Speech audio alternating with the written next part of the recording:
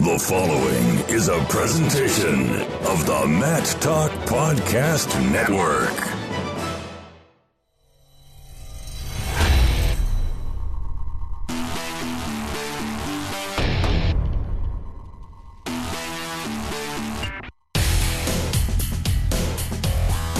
Today on the Short Time Wrestling Podcast, we're going to be talking Florida wrestling with Brant Parsons, wrestling writer at the Orlando Sentinel. This is the Short Time Wrestling Podcast. My name is Jason Bryant, where we talk news, reviews, previews, and interviews. And again, Brant Parsons is going to be previewing Florida high school wrestling today. First of all, Brant, welcome to the program.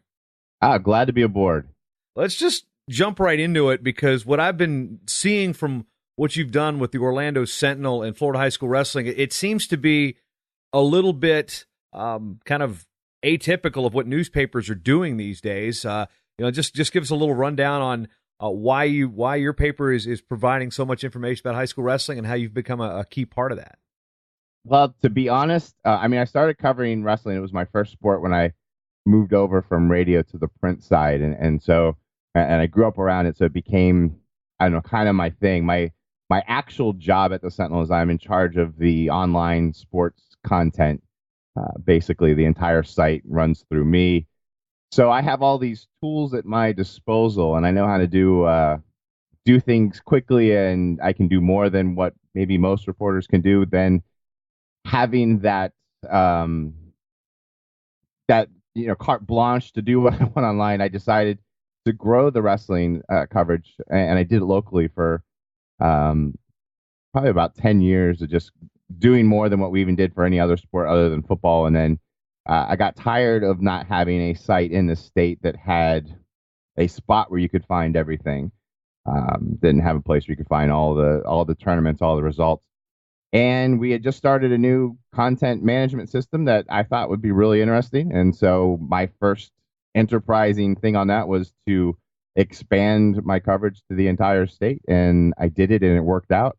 The response has been incredible, and I don't sleep, so I decided to do that. And my bosses, they don't care, because the numbers show that it's worth it, and that people are coming to it.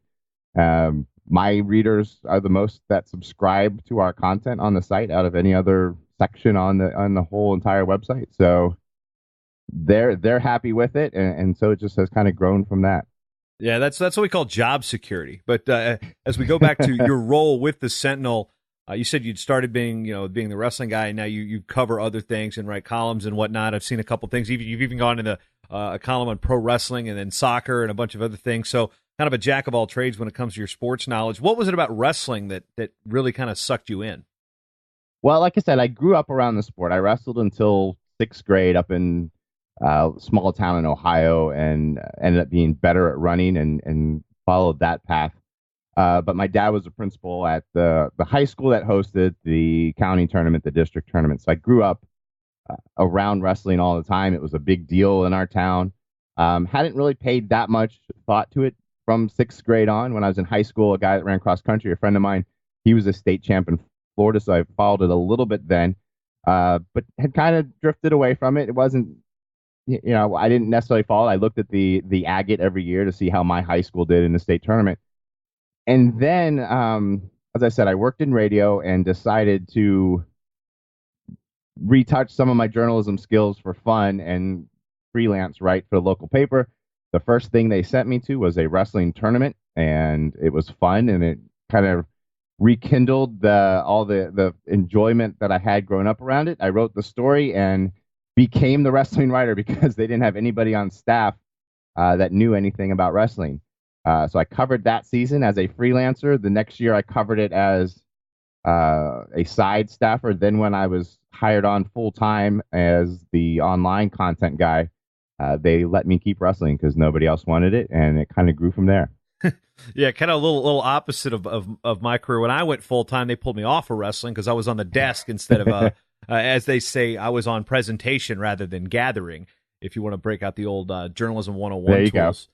But when you look at the opportunity now, I've gotten in arguments with newspaper editors over the years about a lack of coverage, most specifically when I would go back to my alma mater at Old Dominion. They were wrestling a duel against Iowa State, and there was basically nothing in the paper. There were like 2 paragraphs that was straight from the media release, and I got into an argument via email with their publisher and their editor saying, their sports editor saying, well, our surveys indicate that people don't want to read about wrestling. What have you seen from the world of website clicks that have made sports editors open to doing something like you've been doing at the Orlando Sentinel? Well, I can tell you when I started at the Sentinel, I actually was also writing on the side on our our soccer blog. It was called The Other Football, and it was just kind of testing the waters, and it became really popular, like 3 million page views in a year popular. And then our focus changed from page views, because they change all the time, from just page views to wanting local visitors. And so that was when I decided to say, well, you know what, if we really want to focus on local, we have to hit local. And I don't think we do it enough. Our staff now, as you know, is thin. We have 2 varsity writers for the entire high school season. They spend most of their time on football. We spend time on recruiting in this state, obviously.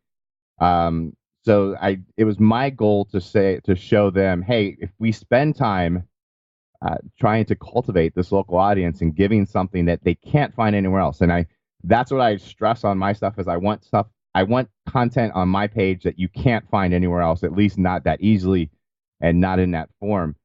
And the reaction has been that they like it because they see the numbers coming in. But with the staffing we have, and unfortunately, you still fall into those same crutches of covering the things that you cover. We haven't expanded beyond wrestling.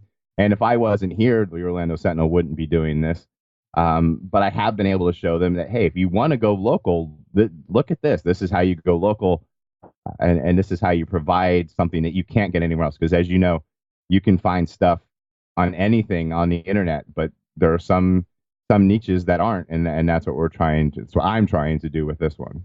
Yeah, as I was looking it up, it's orlandosentinel.com/wrestling. You've even got a tutorial on one of your previews on how to use the site, which I found to be very, very, very helpful, and kind of like, oh, wow, man, I wish I'd have known some of that programming when I was 15, 20 years ago when I had my Virginia site. But when I had to go get Florida high school wrestling news back in the day, it was what's now Florida Varsity, which was Larry Bluestein's FloridaKids.net back in the day. It was the message board, and there were some results. And what have you seen from the state, from outside of your coverage area there in the Orlando metro area, that you've seen people, you talk about local readers, okay, but what about ones that are in different, Tampa's technically a different region, Miami, where you grew up, is a different region, Jacksonville, those areas that have wrestling readership, what are you seeing from them in terms of what they're viewing on the Orlando Sentinel website? They're viewing the same stuff. They're, for the most part, it's taken some time to build up. I decided to do this statewide on the eve of last year's season. So it was, 2 weeks before it began, that I got this new content creator, and I was like, oh, I'm going to do this. So it's been a year of introducing myself and really spending a lot of time rehashing, hey, this is where you can find it. Now that they know who I am and they're getting used to it, the people come from all over the state to the same things. They want a place where they can see schedules, where they can see results, where they can see I try to find good feature stories and write those and try to put a face on wrestling, so it's not all just nuts and bolts. They all keep coming back for those things because they don't have this in their area, and I hear that all the time. Oh boy, I wish our paper did this, or I wish we had something locally that would do this. Because we have some stuff we do just locally. We treat the wrestlers to a media day where we pull them out and get them in front of a photographer and get them in front of a video camera and kind of give them that star treatment that we also give to football and basketball. And obviously we don't do those kind of things for the entire state. But they just are happy that there is somebody out there paying attention. And that's the biggest thing for me, is just getting them to know about the site, which is happening. And the numbers just keep growing, and the feedback keeps growing from that. People talk about the newspaper, the print side, being a dying industry. We've seen downsizing. I know my old paper is down to maybe a quarter of the full-time desk people it had just in the sports department alone. And when you've got somebody with your skill set bringing coverage in, how much do you balance I got a really good feature from this guy from Tampa, but they're not necessarily buying the paper. How do you balance what goes in the print, what goes online, and what feature stories from outside the coverage area that you want to put in there, knowing that your publishers want local readers? Yeah, and there's that mix, and I work pretty closely with my high school editor to figure out what kind of stories we want to put in print locally and that sort of thing. And I'm always pushing for more coverage and more print space. You know how that goes. You've been in there and just I he asked me what I want to put in. I'm like, I want to put everything in. So you tell me what we can do, and I send him stuff all the time. So our print focus is still on local. We're benefit that we have a nationally ranked team in our area. We have some top individual wrestlers, not even just at Lake Highland. We have them at some other schools. So we're not lacking for top level results. We're not lacking for good stories. A lot of the stuff I do online, my wife calls it enterprising because it's really just stuff that I want to write about. I wrote something on South Dade last year because I grew up in Miami and I wanted to know more about South Dade. So I studied up on it. Vic Balmaceda was great and gave me an hour of his time and we talked, and I was able to talk to some of his former wrestlers, and it was a story that I just wanted to tell. And sometimes that's just what it is. It's stories that touch me, and I just want to get them out there. Some of them pay off and show that people come and read them, and that's an extra bonus. But there's definitely a divide there between what I'm doing online and the stuff that I'm pushing on print. And sometimes I just try not to blur that line too much.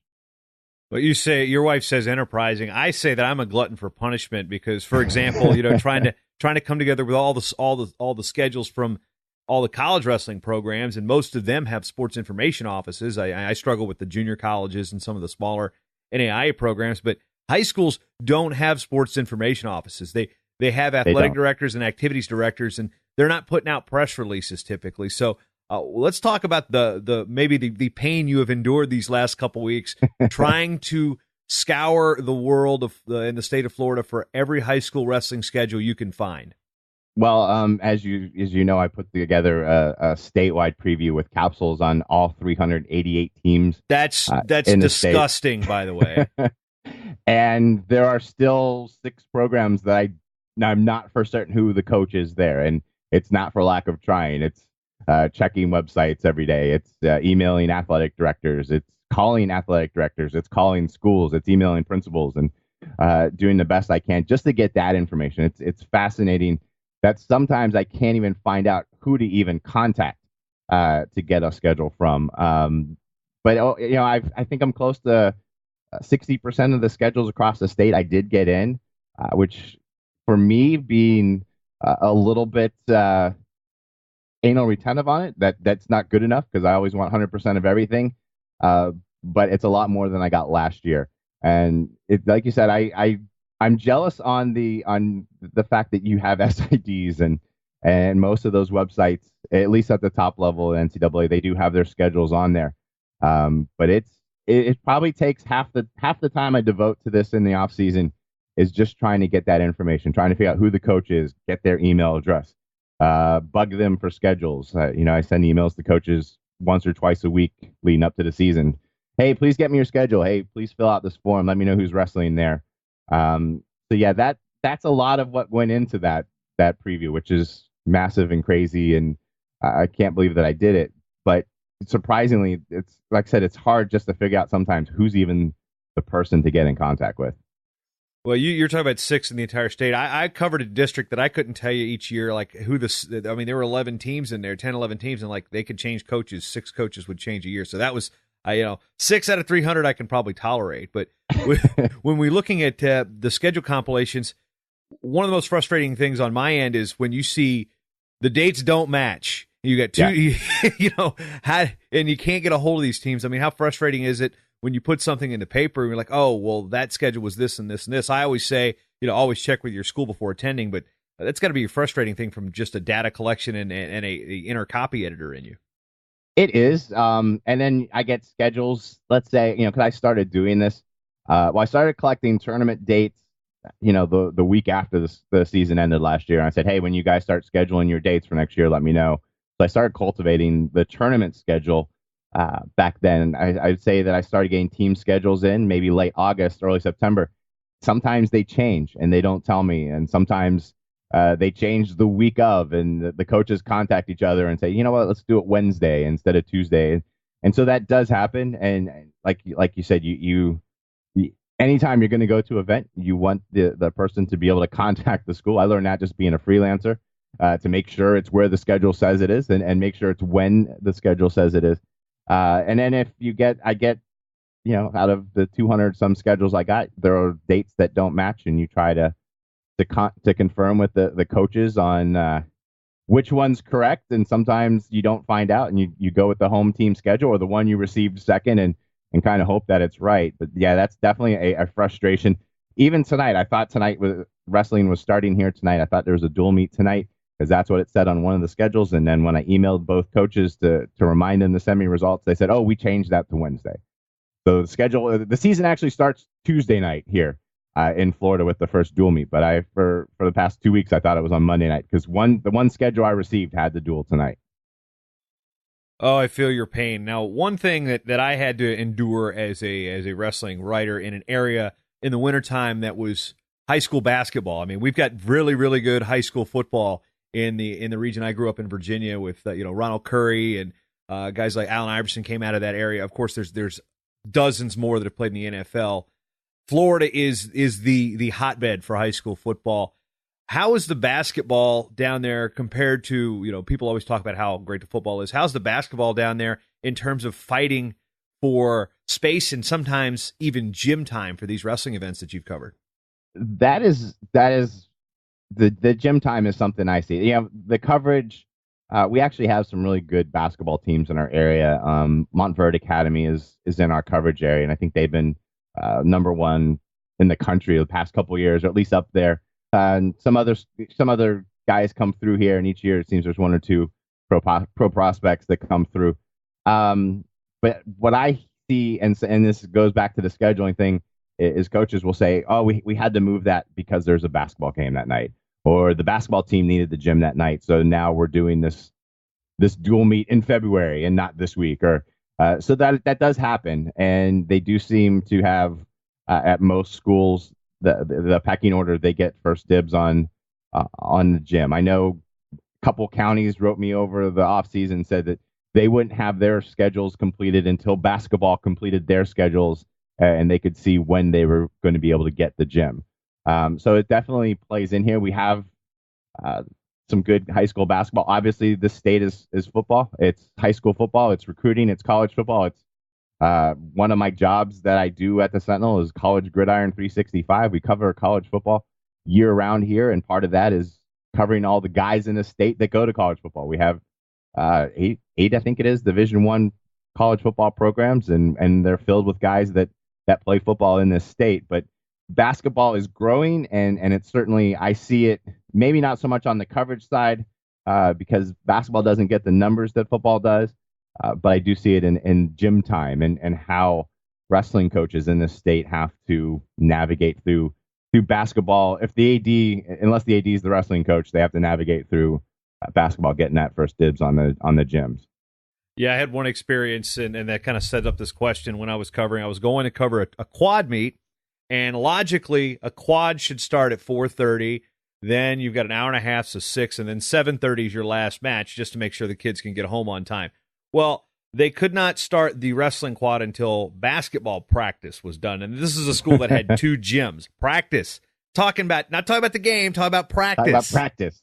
And next thing you know, they roll out the mats. They barely tape them. They have to pull people out of the stands around a scoreboard. And we didn't start that first duel till 7 o'clock at night. And I'm sitting there going, this is not how you run an athletic department. So it was frustrating. So, I understand that those things, you've got better ADs than others, but those are the things that drove me nuts. And I'd sit there and I'd tell my editors, like, dude, can we do something about this? And it basically just kind of got, it's not really, it's not going to sell papers. So, but one thing, keeping on this glutton for punishment mantra that I'm touting for you, playing you up big, is you decided to start a podcast, and it's called Working the Edge, a Florida high school wrestling podcast. You can find it on iTunes. Fans listening to this show can go to mattalkonline.com/directory and find the link right there amongst all the wrestling podcasts. But first things first, what made you want to start a podcast about wrestling for Florida? Well, again, it's you can call it, my wife would call it enterprising.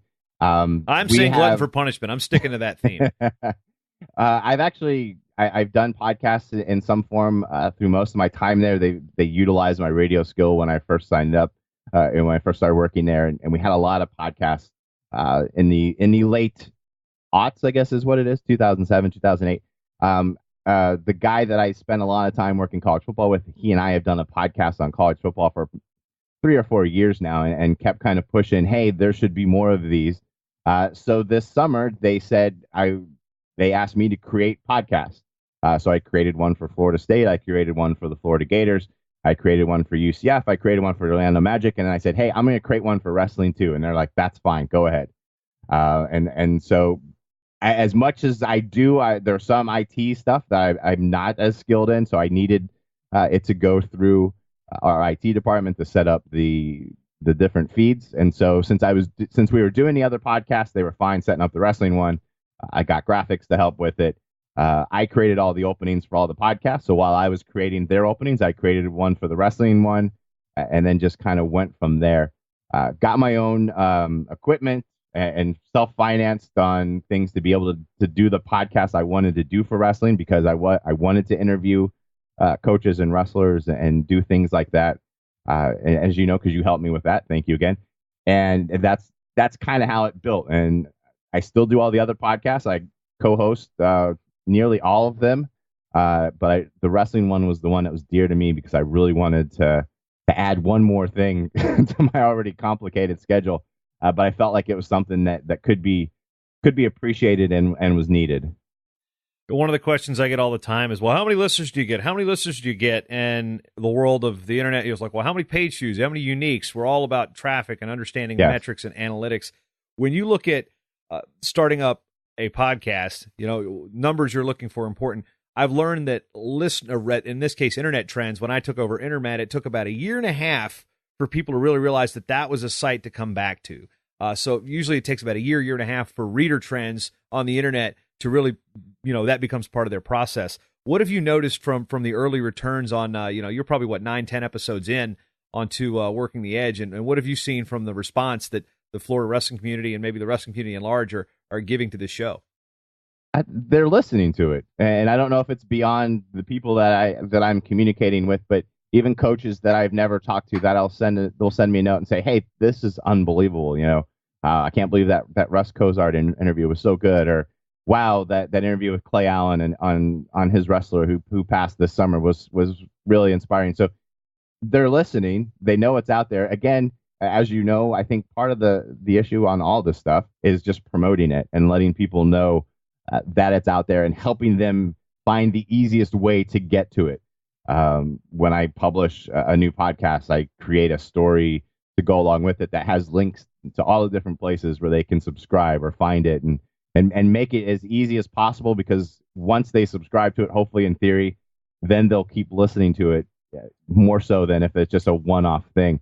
But the response has been better than I thought. I have people that I don't know, that I've never had any interaction with, writing me and telling me how great it is and how they enjoy it. And so hopefully it continues to build that way.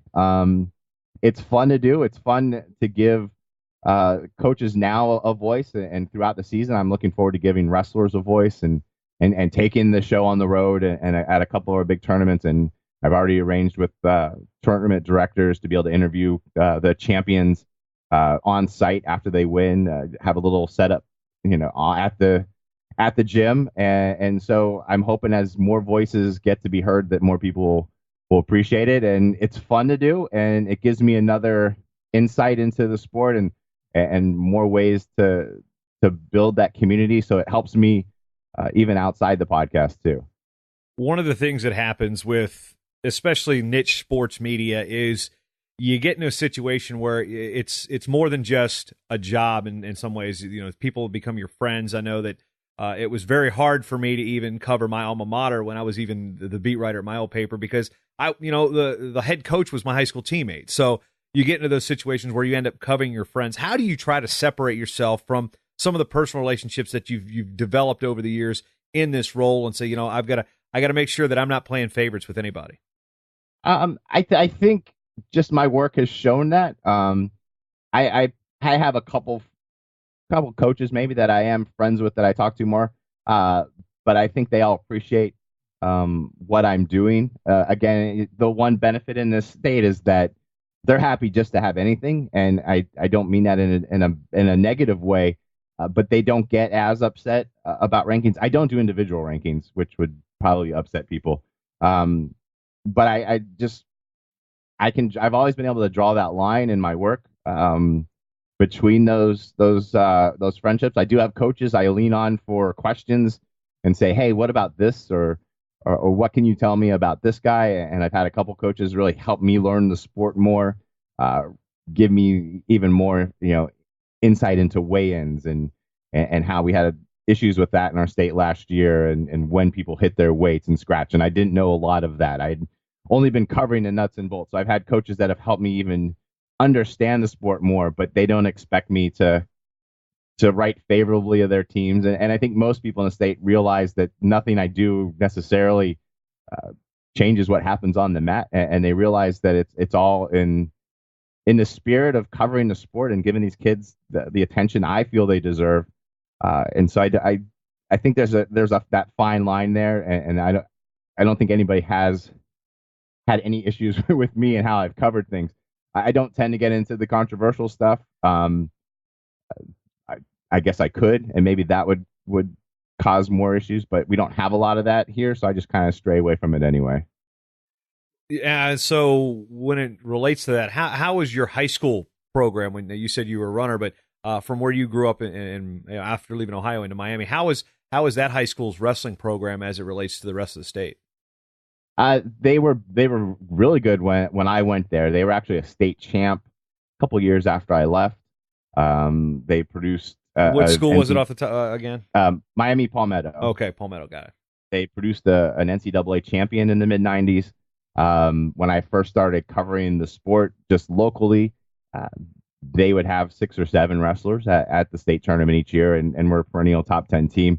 Last couple of years, they have not. This year or last year, when I started covering the entire state, they only had 1 wrestler that actually reached state, but they have a new coach there. And the friend of mine that wrestled there is actually helping out with the program, but not on an official capacity.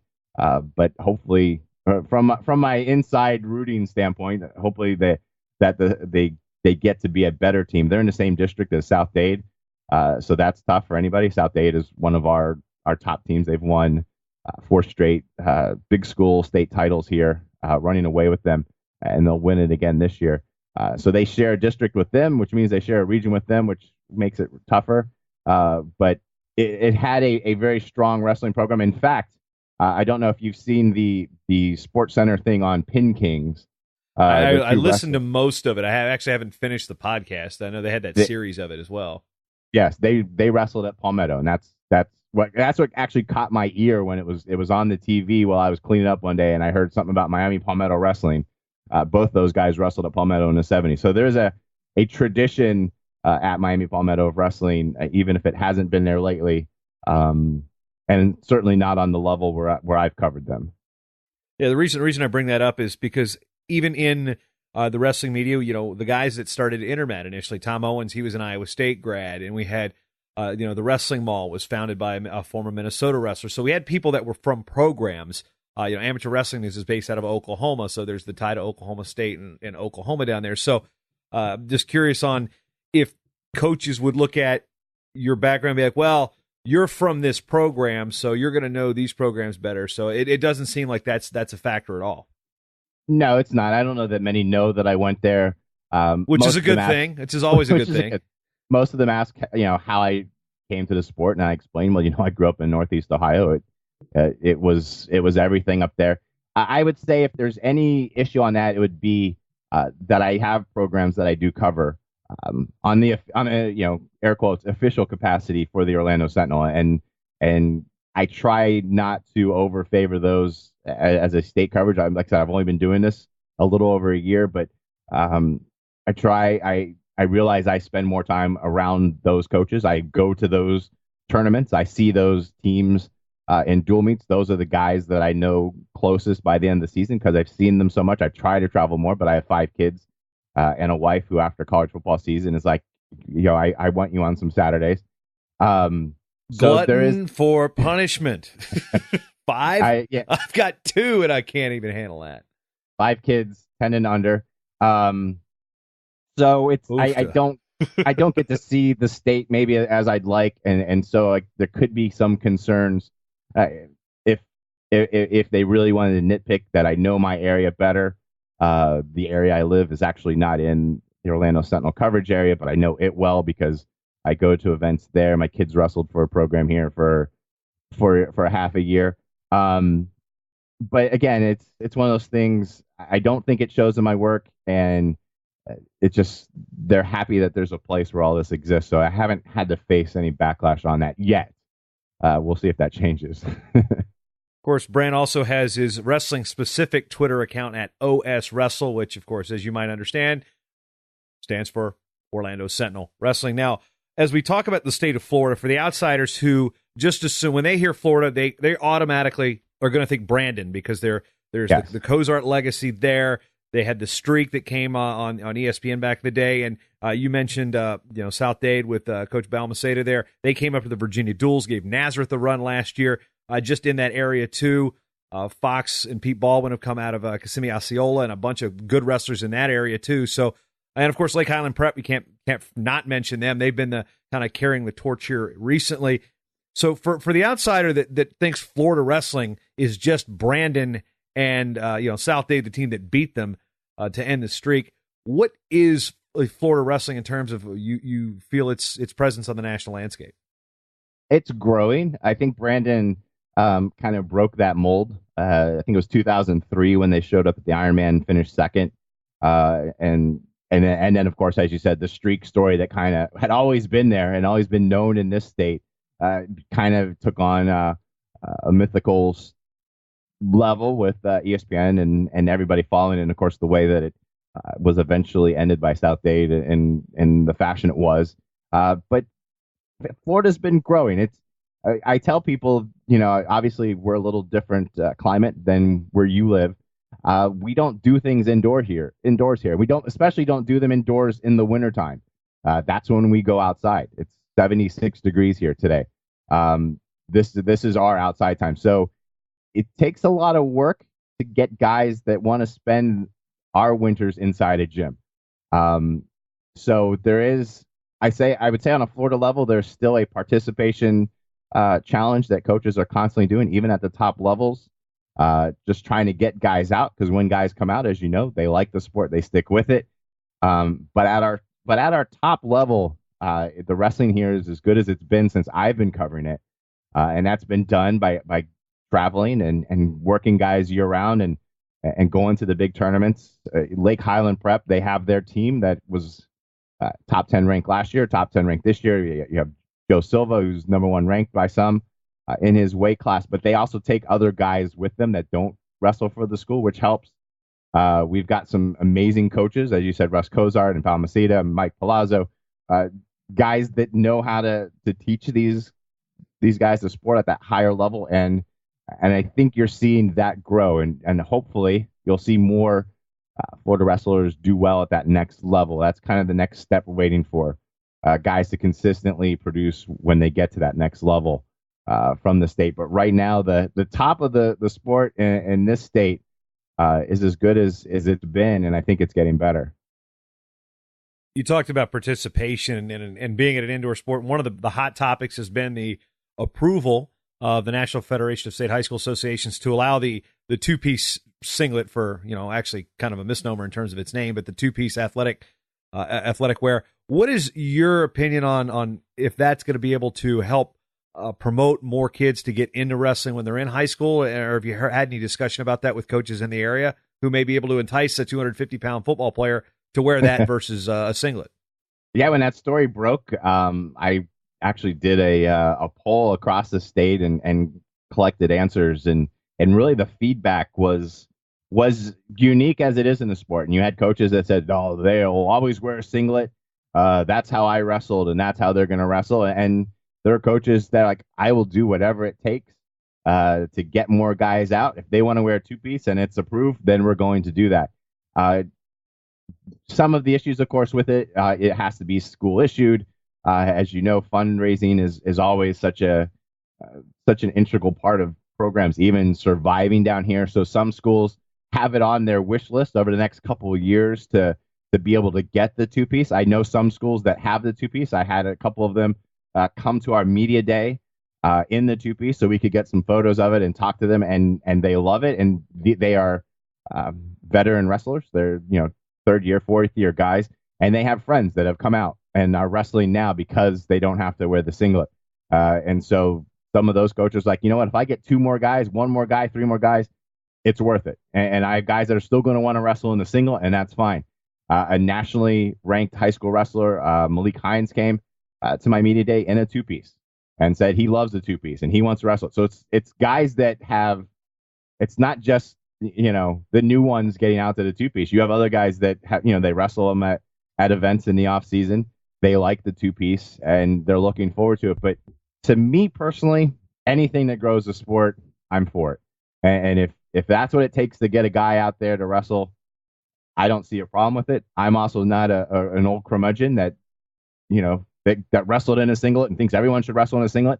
But I've seen in the coaches that I've talked to all so far, just in the short time since we've had practice, that started at the beginning of the month, their numbers are up because of the two-piece, and I think that's a good thing. And they have guys that are excited to wear it, when competition starts.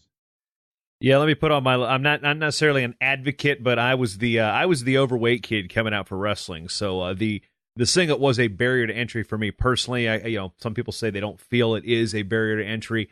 As the overweight, self-conscious 15, 16-year-old, yeah, to me it was. So what I'm curious is we're going to see. This is probably going to be a year and a half, 2 years before we actually see the numbers because the federation's numbers come out a year afterwards. But just food for thought. You said if it brings 1, 2, 3 kids per program, that's a win.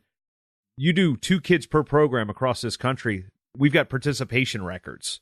We're losing half a kid a year, and it looks like we're declining. The numbers are still over 200 and some thousand nationally, but one extra kid a year, I think it's definitely worth a shot for sure. Yeah, and when you look at our state, especially just the demographics of it, and some of the kids that live here, you can see. We don't have that. We don't have that wrestling tradition. So, if you grow up in Ohio and Pennsylvania, Iowa, Nebraska, you're used to seeing guys in singlets, and that's just that's part of what their sports world is. So, in this state, there isn't that tradition with it. So you have guys that probably don't go out because it's a singlet, and they want to wrestle, and they wrestle all the time, and they play football, and they want to be better football players. That's how a lot of coaches sell it to football players here, because it is Florida. And so those guys now may want to come out because they don't have to worry about that stigma with the singlet. And I think our state is a very good state for the two-piece because I think it'll really be able to transcend some areas. And like I said, I've had coaches tell me their numbers are up. Some of them are up and they're just in a singlet, but overall, some programs down here, some areas are seeing numbers grow, and I think that's a good thing. As we circle back to some of the athletes that you mentioned Joey Silva and his commitment. He'd be heading to the University of Michigan. This is one that you broke in terms of having the story on it, getting it out there before even the national wrestling websites and the Twitterverse did. And that's the thing that's changed with recruiting, especially with the worlds of social media. And how does a newspaper really get a lead like that and get to break something nowadays before the kid runs out there and photoshops himself on a singlet of another school or something like that? I mean, that was one thing that impressed me in terms of like, well, okay, there's 5 sources out here with this information. Okay, well, the Sentinel got it first, and they got yeah, I'm putting the Sentinel into the newsletter. I mean, how do you do that these days with everybody saying any athlete can put anything they want on Twitter right then and there without you having any control over it? Yeah, it's about first and foremost, it's about building relationships with programs, with coaches, with wrestlers. I spend a lot of time covering Lake Highland because they do win lots of state titles and they are in my coverage area. And I've covered Joey since he was a state champ winner in 8th grade. And their coach, Coach Palazzo, is a big believer in what I'm doing and helping me on that. And so On this particular one, it was one where I came up with the idea. I actually wanted to do it as a live video from our studio, like we have done for football, some of our football signings. I wanted to give it that big time feel. The timing didn't work out well with that, but I think Joe just decided and wanted to get it out there. I got a call at 10 o'clock that morning that said he's going to announce that he's going to Michigan today. What do you need from him? And so, I live about an hour and a half from Joe, so it didn't make sense for us to meet up. So he did a video for me. I edited the video. So I had the video ready when the official announcement was coming down. I talked to him a couple hours beforehand, so I had a story written. And so they gave me that, that's from that relationship that I'm building. I'm trying to do that more and get it beyond just my area and to where some of these other kids would feel comfortable doing that. But that was hard work and an idea on my part, combined with their being willing to help out because they believe in what I'm doing also, and it worked out. And it ended up, it was one of those days. It was Saturday and I was off, and glutton for punishment, if you will. But it became something that I really wanted, and I was glad that we were able to do that. As we circle back to this season, who are the best teams that you're going to keep an eye out for, and those outside of the borders of Florida we'll need to pay attention to? Maybe some kids that are going to make some marks nationally that may be just under the national rankings at this point. Most of our guys I think are known. I think you'll see some kids from Lake Highland Prep that'll be better this year that maybe aren't there yet, but they're going to wrestle at the Ironman. They're going to wrestle across the country at some events, who's first and other. So you're going to see kids maybe show that they're even better than what you thought, and guys come up. But most people know the Lake Highland kids. South Dade, they don't travel as much. The demographics with South Dade is a fascinating story, just where that is. That's in the heart of Homestead, and what Vic's been able to do with kids down there and build a program really out of nothing there. And their kids, you see them on the next level being successful.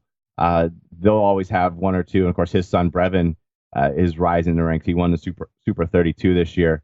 But on a national scale, we have guys like Anthony Artelona, who's no stranger to anybody that follows the sport. Our second tier guys, I guess, still kind of waiting to see which of those jump out and make that move. But certainly the guys from Florida are going to be even better. And I know Lake Highland's goal is to be the number one team in the country. They're not there yet, and so to them, they're not done. But you'll see them continuing to build. And a middle schooler, Buzakis there, who's in 8th grade, doesn't get maybe the national play yet because he wrestles the middle school in a lot of national events. But he'll be probably the first 6-time state champ in Florida history when he's done.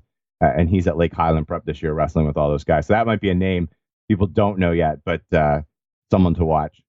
And you bring that up, the 6-timer thing. Florida, I remember there was a kid named Jericho Weitzel years ago, won a state championship as a 7th grader at a small school in Florida, and the name, it sounded like there was a Weitzel at the time wrestling in Pennsylvania. Josh Weitzel ended up wrestling in college. But how does it work for the smaller schools and the 7th and 8th graders getting eligible to compete? Are they eligible to all divisions, or is it a school class size thing? It is. Well, they're usually in our smallest school class just by how it plays out. But if the school has a junior or a middle, senior, high, then the middle school can wrestle with high school. We have a couple of public schools that are like that. And then if it's a private school that everybody is in the same building or in the same area, then the middle school, senior high works. And Lake Highland Prep is one of those. You have schools that seem to come around every now and again for a couple of years, so someone can wrestle in middle school, and then those kids move on, and then those programs go away. But there are some that year in, year out provide that you can wrestle at a varsity level in those middle school grades. Brandon has had a ton. I can't think of the total off the top of my head of 5-time winners, most all of them, because they can only wrestle 9 to 12 at Brandon, wrestled somewhere in Tampa that had a middle school eligible program. And that's where they wrestled in 6th, 7th, and 8th grade. And they got those first titles before moving on to Brandon. So there are ways to do it in this state. It has not been done 6 times. It's been done 5. There have been a couple 6-time finalists. But yeah, that's how it is done here. And it's usually you've wrestled at a smaller school through middle school, except for, like I said, Lake Highland Prep. They fit the criteria to be able to wrestle middle school at the varsity level. So you don't need to find a school at that for them to be able to wrestle in 8th grade or 7th grade. I want to throw a random hypothetical at you, and it involves one of the powerhouse football programs in that state. It's a team I know very, very little about, just south of Florida in Bradenton, IMG Academy. So for people who don't know what IMG Academy is, could you just give us like the Cliff Notes version of what this football team is and how it's constructed, just to set my question up? It's a boarding house for guys to get recruited for the next level. It's a high-end, highly specific program where the top guys go play football with the intent of really building their status for their next level. They don't compete on the FHSAA level. They're an independent because of how they bring kids in, and there is recruiting to an extent and that sort of thing. But it is a highly specialized football program. That being said, if they wanted to start a wrestling program, how dominant could they be in your eyes? If they had the right coach and the right the facilities and the right setup, it could be something like that. We see there is some of that now with just some of the big programs. Families move to areas so they can go to these schools. Certainly, we see it each year. There's one or two that, within the rules of FHSA, have moved to areas where they can wrestle for a Brandon, they can wrestle for a South Day, they can wrestle for a Lake Highland, or even the other good teams also. They can wrestle for a Lake Gibson. Florida actually now has even more open transfer rules this year, which I'm still waiting to see the full effect of that. But it's something that is done now. So I think for it to work, it would work on that next level if it is done right. And certainly you could stock a team like that with Florida guys and probably bring people in from other states. So if it was done right and had the right personnel in charge of it, obviously it would work. It works in other sports. We have that in our area for basketball, and you have places like IMG for football, where these guys they're almost dominant at their high school level anyway, so they want to go somewhere to really build their stock for when that college recruiting comes around, that next step. Yeah, I saw one of these games on ESPN2 or something. It was one of the kickoff high school games, and it's like, 7 of the 11 starters on defense had signed in the SEC, and I'm like, yeah. This is it's not a high school team. Normally the idea that, Alabama could beat the Cleveland Browns. Okay, that's far fetched because the NFL, you've got 50 something star college athletes on a roster, whereas some of these high school teams like this one, you're like, they could probably give some of the definitely Division III and Division II teams some goes. It's like, absolutely, and they grew it. I guess quickly on the counter, but it wasn't just overnight where everybody started going there. But you see each year more and more of these top kids that you're waiting to come back and play for their high school their senior year, and you find out, they're at IMG now. So they get guys that are groomed elsewhere, and then they finish them off there, and they're just on a whole other level. It works for the kids. I don't know if it affects everybody else. It's always that question: does it help the state to not have those best kids? I can't imagine that it does, but maybe it gives more kids the chance to compete at that level because the top ones are there. But I certainly think when you take, especially in wrestling in the state, if you took the top 20, 25 guys out of the mix of the FHSA, I think it would have an adverse effect on the sport because we need those 20, 25 guys, but I certainly could see them doing something like that if it came around. Yeah, we have in Mouth of Wilson, Virginia. There's this Oak Hill Academy, which has been kind of one of the powerhouse prep programs in boys basketball. And people are like, oh yeah, Oak Hill, Virginia. It's like, dude, I have never seen Oak Hill play like outside of on television. They are out in the boonies. It is, there are two reasons Oak Hill people go to Oak Hill. One, they want to play basketball, and two, they're pretty much kicked out of some other places because there's nothing around there. So he was like, oh yeah, Oak Hill, good basketball in Virginia. Like that's not really, I mean, it's in Virginia, but that's kind of the extent of it. Last question before we get to our fun short time on short time segment. It deals with college wrestling, and in Lakeland, Javier Maldonado is the head wrestling coach at Southeastern University, the only varsity college wrestling program in the state. I realize Central Florida has a pretty good club program and some other schools that have NCAA programs and club presences. But what have you seen from Javier Maldonado and maybe the Florida wrestling community with that program? Well, Javier, I mean, he's committed to it. His father is the AD and coach at Kissimmee Osceola High School, where the Baldwin brothers came through, amongst some other guys, and they're one of the top programs. They run our state tournament. They're going to run our state dual series. They run the best in-season tournament in the state, the knockout that takes place at the end of December. So he comes from a family, a program that does things the right way.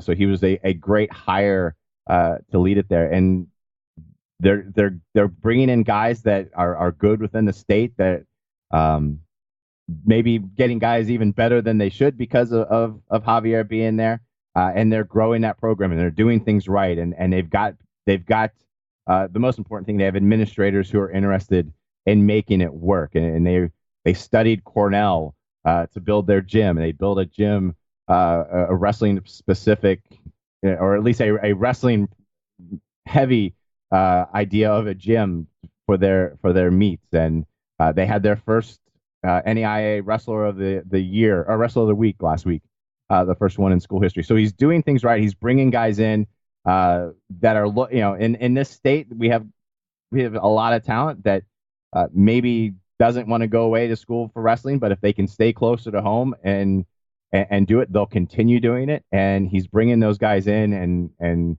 he's doing a really good job of building it. And I think there's an excitement around the program, and he's, like I said, he's the right guy to do it because he's been around the folks that do it right. And I think you're starting to already see those dividends being paid by them.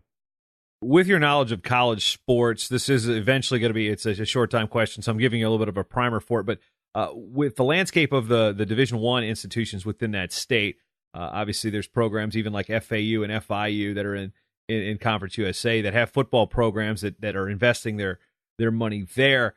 What type of school do you think is most game for a Division I school to add a wrestling program down there? In Florida? I don't know. I don't know if there is one yet. Like I said, UCF, my alma mater for school, and in Orlando, they have a great club program, and you would think maybe that would get some attention, and they've got a good coaching staff there, and they've coached, they've had some kids go there, win national titles, and such, and they've been a national contending team. I don't know that UCF is concerned about putting money to the sport at the varsity level. I just football is king here. It's always been king.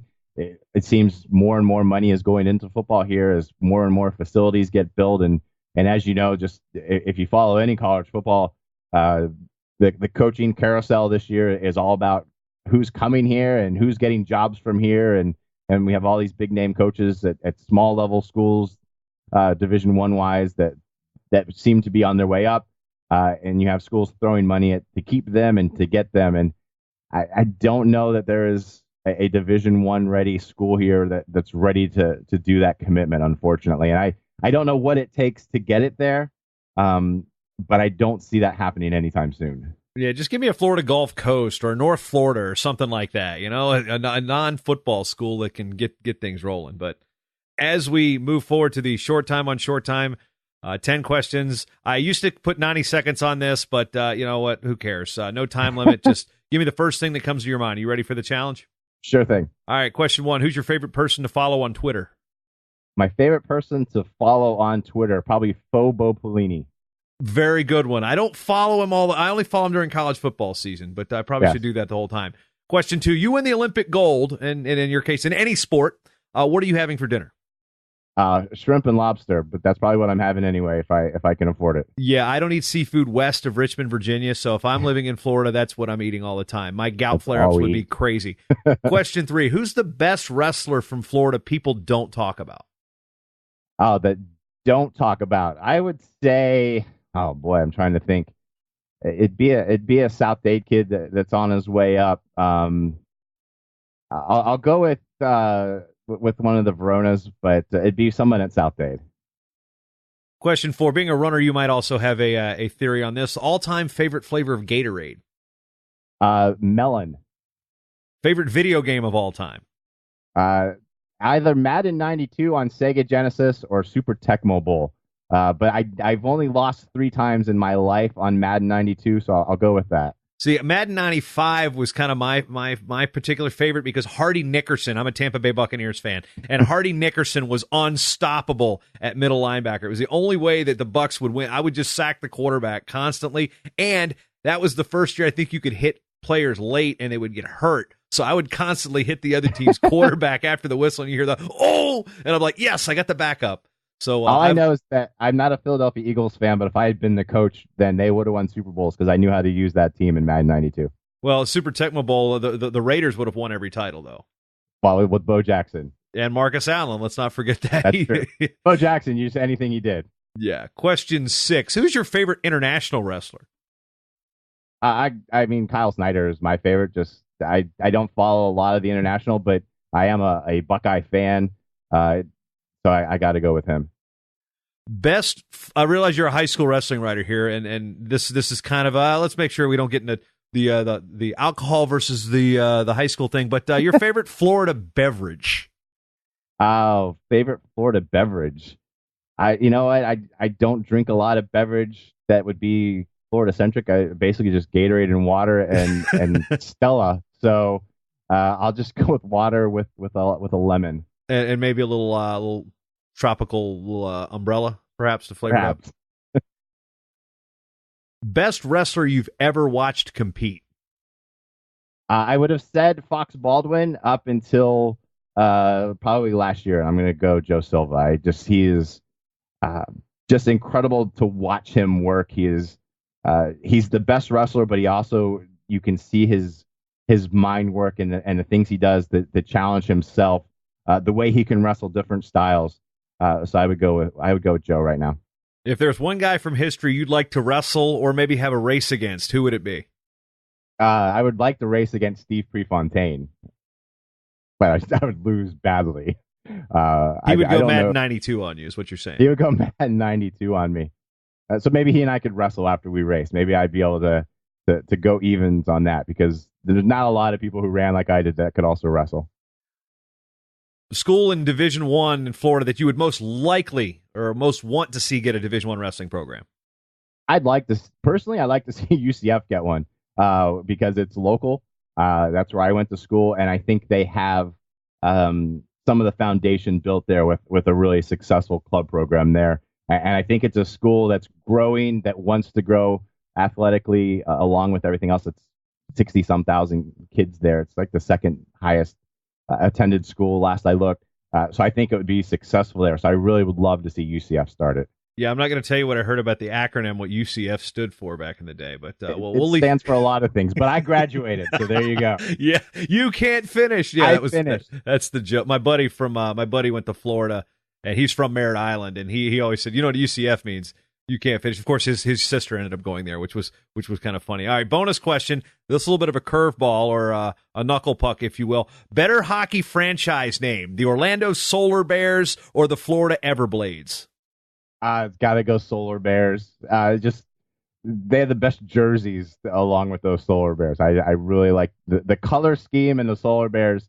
I'm going to go with them. Yeah, having spent time as an intern with the then Norfolk Admirals of the previous iteration of the ECHL.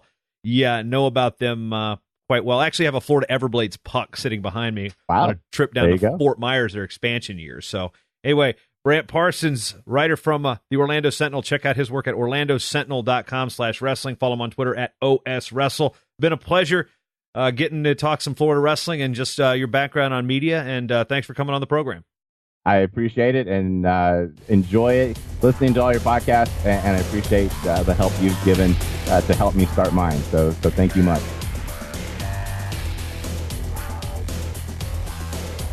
The Short Time Wrestling Podcast is proudly outfitted by Compound Clothing. Shirts, singlets, custom gear orders, everything you need. Call up Cliff and the crew at cmpteamwear.com. First time listening? Well, you can change that by going to mattalkonline.com/getshorttime to subscribe on Apple Podcasts or listen on your favorite podcatcher at mattalkonline.com/listen. This show is part of the Matt Talk Podcast Network. For more wrestling podcasts, head over to mattalkonline.com.